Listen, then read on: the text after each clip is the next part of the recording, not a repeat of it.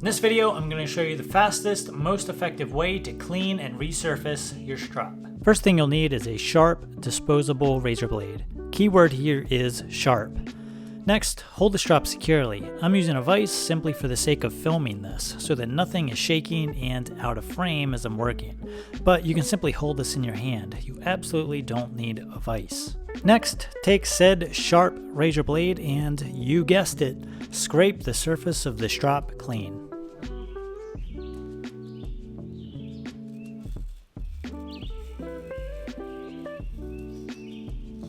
Continue scraping till all of the compound is removed.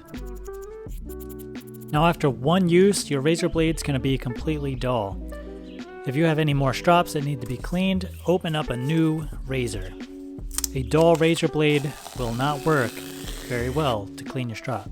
This technique works on just about every stropping compound known to man. Here we have a diamond strop. Now, if you find the surface of your strop is left slightly too rough for your liking, after scraping, use some 120 to 220 grit sandpaper to smooth the surface.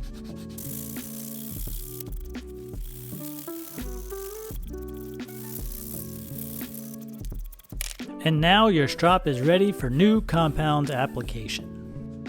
Remember, this is strop cleaning, not rocket science. Don't overthink this. Use a new sharp razor blade, get a little sandpaper, sand the surface, and you'll have a nice clean strop ready for new compound application. If you have any other questions on this subject, leave them in the comments below. Thank you for watching, and we'll see you next time.